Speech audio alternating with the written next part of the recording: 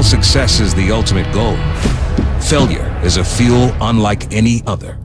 It burns for redemption. I really don't care about what people expect. I expect to go out there and produce and win games. But those who were victorious hold the confidence to strike again. We know we're going to have to scratch and claw and fight. This weekend, Ravens, Titans, revenge. A banner year last year for Lamar Jackson, MVP.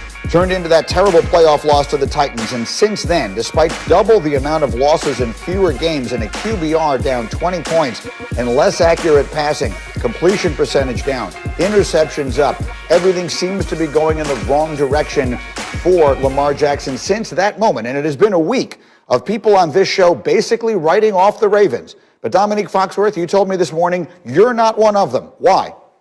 I mean, I think it's a long shot that they'll win the Super Bowl this year, but I think that their system is good. There's nothing wrong with the system, and there's nothing wrong with the quarterback. Like, their system has answers to all the things that defenses present. But last year, they were healthy, remarkably healthy, and things went their direction. This year, the opposite is happening. Like, you look at this offensive line, this is their offensive line and tight end situation.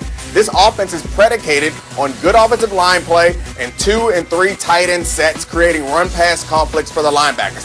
They don't have any anymore. Like, it is a real problem. And the fact that they're 6-4 at this situation is a credit to their coaching staff and a credit to that defense. But I don't think that we should write off this team going forward. They're in a tough situation right now. But to be 6-4 right now, considering all the bad fortune they've had, I think is probably a pretty good accomplishment. In fact, 6-3 actually is the record, but your point remains, and it's a good one. So, Damien Woody, let me come to you.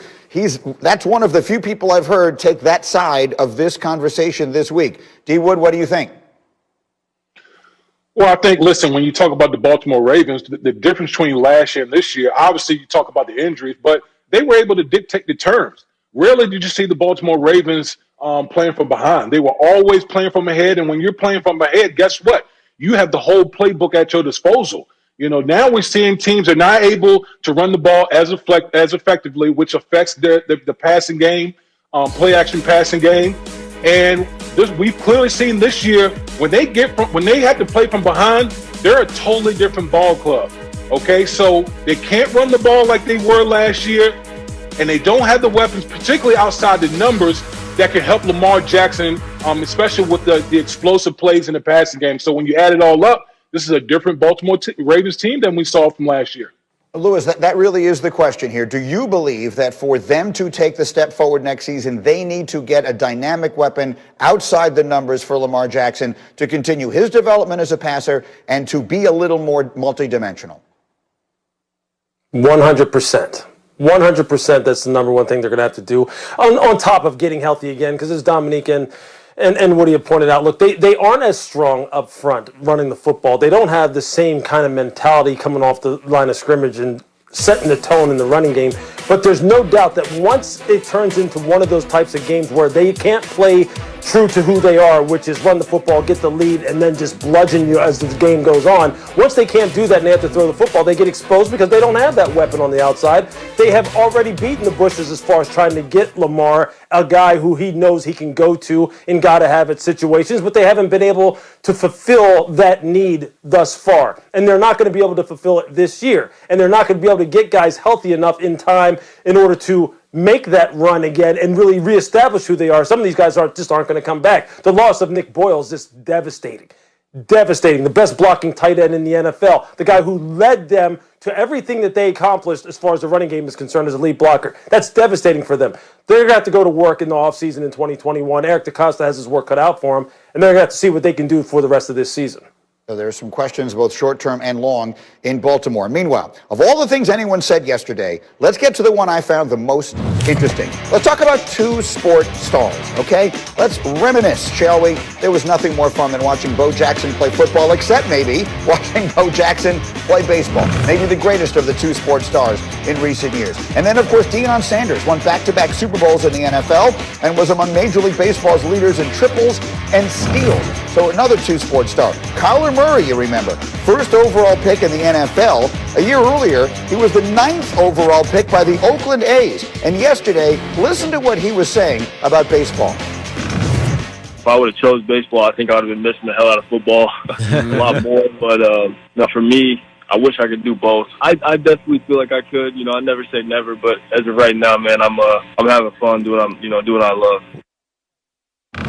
So he says that, and of course everybody loses that right there. Like, I see the look on your face, Dominique Foxworth. You love it, don't you? Absolutely. I mean, that was a heat check moment for him. He's feeling really good about himself. But when you really think about it, if he really wants to do it, who's going to say no? You think Major League Baseball is going to say no to having a star like that and the attention that it would bring? Or do you think the Cardinals are going to be like, nah, our first real homegrown franchise quarterback that we ever have, no, we're not going to let you do what you want to do? Yes, Mr. Greenberg, what do you have to say? I'm going to say no. You cannot play quarterback in the National Football League and play in the majors at the same time. Bo Jackson would show up to Oakland in October. You think you're going to have an NFL team where your quarterback is going to miss all of the summer and all of the preseason and the first 6 weeks of the season, then show up and be your quarterback? That's not an option. And we also thought having a 5'7" quarterback in the NFL was also impossible. So I'm not saying that it's impossible. I'm not saying that he's going to succeed at it. I'm saying that nobody can stop him. Who's going to stop him? Are the Cards going to put their foot down and say, no, we don't want a franchise quarterback who wants to play baseball? Or is MLB going to say, no, we don't want that attention? Everyone is at whatever he wants to do is what's going to happen. If he decides he wants to play baseball, I guarantee you no one's going to stop him from doing it. Jeff D, talk some sense into this man. Well, at some point, Kyler Murray is going to be up for a huge second contract, and we've seen the numbers going around for quarterbacks. And I guarantee you when they do that deal, there's going to be language in there that stipulates that he stick to football or that he forfeits certain money if he goes to play baseball. And again, it would be awesome to see. We'd love to see guys do something like that. He's good enough to do it. He's talented enough to do it. But I don't think it's practical in the world of the Arizona Cardinals. Neek is saying it works for baseball. Yes. It works for Kyler Murray. Yes. It does not work for the Arizona Cardinals, and I think that they will have something to say about that in the future when they sit down to do that next contract, which will be a record-breaking deal. Let's just do a little dramatic reenactment here. All right, Louis Riddick, you're the general manager of the team, and I'm Kyler Murray, and I walk in and I say, hey, I've got an idea. Next year, I'm going to go play baseball, and then I'll come here and I'll start playing for you guys again in October. Louis, how does that conversation go?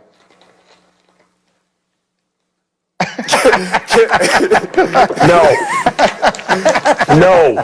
Can I be Kyler Murray in this situation? Go ahead. All right. Go ahead. No. All right. Cut me then. Now what? No. I'm not going to do that either. You either let me do what I want to do, or you let me go. Like it's not. It's not going to go like that. It's not going to go to where you're just going to let him do what he wants to do. You're going to take care of the young man. You're going to talk to him about the fact that look, he has a chance to be a position redefining type of player. You are probably going to then feel as though he's got you where he wants you in terms of negotiating leverage. But you know what? That's the way it goes, right? That's the way it goes when you have a position redefining type of quarterback. You know that you're going to have to allocate a ridiculous amount of money from the salary cap towards his salary. So you make it very much so a situation where he understands that not only is he going to get